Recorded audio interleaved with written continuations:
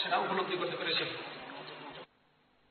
উদ্বেগ ও শঙ্কা কাটিয়ে জাতীয় নির্বাচন অবাধ ও সুষ্ঠু হবে এমন আশা বিশিষ্ট জনদের।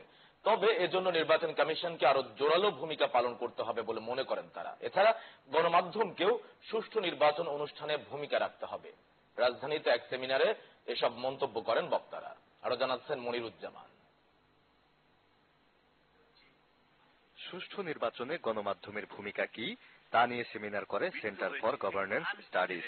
রাজধানীর বিচ অডিটোরিয়ামের সেমিনারে মূল প্রবন্ধ উপস্থাপন করেন নিউ এজ পত্রিকার সম্পাদক নুরুল কবির। প্রবন্ধে সুষ্ঠু নির্বাচনে গণমাধ্যমের ভূমিকার উপর গুরুত্ব দেন তিনি। গণতান্ত্রিক আচরণ করতে বাধ্য করবার জন্য মিডিয়ার যে সর্বাঙ্গীন একটা ক্রিটিক্যাল রোল থাকবার কথা, সেটা যেটুকু আছে সেটা আমি মনে করি অত্যন্ত অপর্যাপ্ত। সেমিনারে সব শ্রেণী পেশার মানুষের প্রতিনিধিরা তাদের মতামত দেন। অংশ নেন বড় দুই রাজনৈতিক দলের নেতারাও।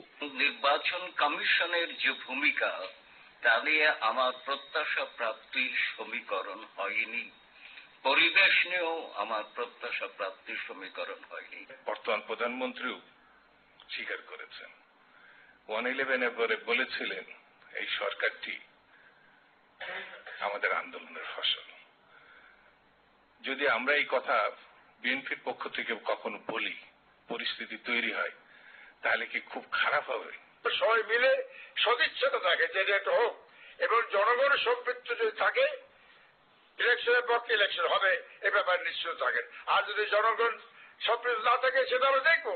বড় প্রশ্ন হচ্ছে যে আমার কাছে অনেক লোকে বলে যে ভোট দিতে পারবো কি পারবো না। আমি বললাম কেন পারবেন না, you should go and exercise your right. If not, then you protest. সংবাদ পরিবেশনে নির্বাচনের পরিবেশ যেন প্রশ্নবিদ্ধ না হয় সেদিকে সতর্ক থাকার কথা বলেন সাংবাদিক প্রতিনিধিরা। তথ্য যাচাই বাছাই না করে সংবাদ পরিবেশন থেকে বিরত থাকার কথাও বলেন তারা। ভিডিও অডিও যারা প্রচার করছেন বা প্রকাশ করছেন সেগুলির বিষয়ে কি হবে, এইভাবে সাংবাদিকতার নীতিমালা কি? মাঠে যারা খেলবেন সে প্লেয়াররাও কিন্তু একে একে গ্রেপ্তার হয়ে বন্দী হয়ে যাচ্ছেন। এই পরিস্থিতি তৈরি করার জন্য আমরা সাংবাদিকরা কম দায়ী নই। আমার নিজেকেও আমি মনে করি আমিও দায়ী।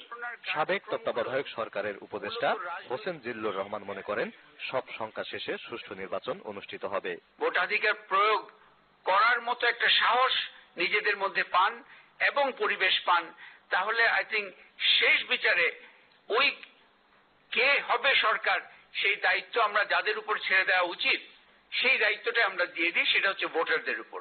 জনগণই সকল ক্ষমতার উৎস। সুষ্ঠু নির্বাচনের মাধ্যমে তারা সঠিক সিদ্ধান্ত নেবেন বলে মনে করেন বক্তারা। আমি আরো কয়জনকে আমার মনিরুজ্জামান, জিটিভি নিউজ, ঢাকা। মুসলমানদের প্রথম কেবলা আল আকসা মসজিদের মর্যাদা ও পবিত্র নগরী জেরুজালেমের তথা ফিলিস্তিনের স্বাধীনতার জন্য মুসলিম বিশ্বের দেশগুলোর ঐক্য ও সহযোগিতা চেয়েছেন আল আকসা